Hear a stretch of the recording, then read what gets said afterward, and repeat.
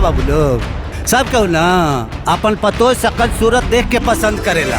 हम अपने पतो के हाथ का खाना खा के पसंद कैले बानी। अरे दुनिया में और सब कर पतो खाना बनावे नी, लेकिन सब ऐसा ही ना ड्रामा फैलावला। खाना बनावल हमार बचपन के शौक है। इतना ध्यान अगर पढ़ा लिखा में लगौले रहतू ना तब पढ़ लिख के 2 पैसा का आदमी हो गल रहतू। अम्मा जी हम ऐसा डिश बनाई कि 2 चम्मच तेल और पानी लागी बस। 2 चम्मच तेल में हो जाए अम्मा जी। हे सूर्यनारायण, इनका खातिर यूट्यूब पर दुकान खोलाइया। हमार कौन फायदा बा इनमें? अरे माई फायदा ही फायदा बा।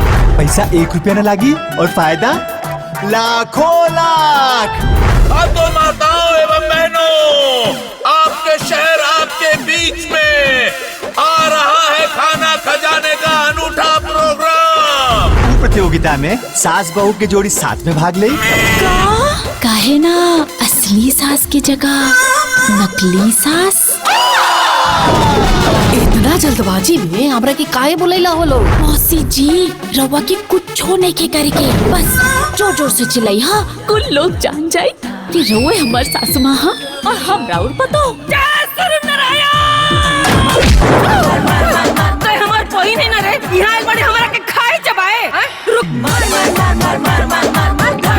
बतावा या दुल्हे इनाम में का मिली? 1 लाख रुपया और एगो कार। हम तैयार बने। दुल्हन करी है कमाल घरवा होई माला माल। दुल्हन करी है कमाल घरवा होई माला माल। जोड़ी नंबर 1 जीरा मरीच, जोड़ी नंबर 2 धनिया तेजपत्ता, जोड़ी नंबर 3 अजवाइन मंगरेला, जोड़ी नंबर 4 लौंग इलायची। जब गजब हमने क्या जोड़े हरे करे कमाल करी करी बहू खाए वाला वाह वाह करे। जब खाना बनावे चटनी बहू जब खाना दुआरी बनू एगो बड़का एगो गराज बना दी। तू काहे खातिर हो?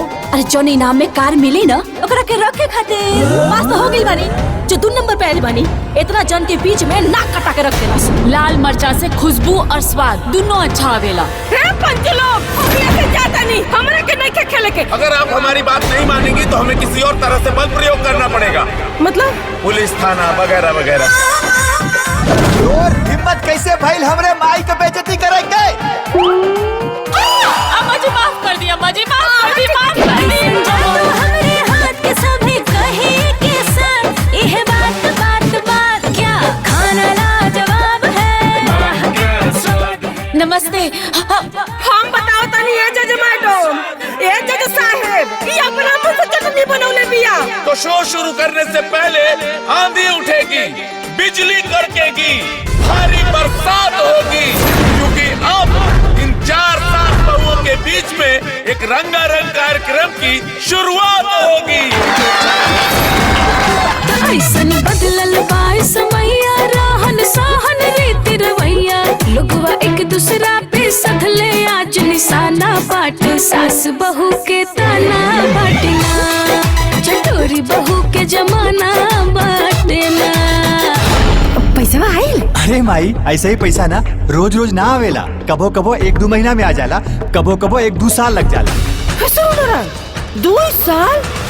हमारा लोग इतना संपत्ति नहीं थे कि हम बैठ के बिलवाई, बुझाइल?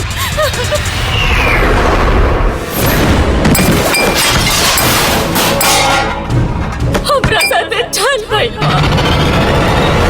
हम केहू और से ना अपन सासू माँ से हार गईली।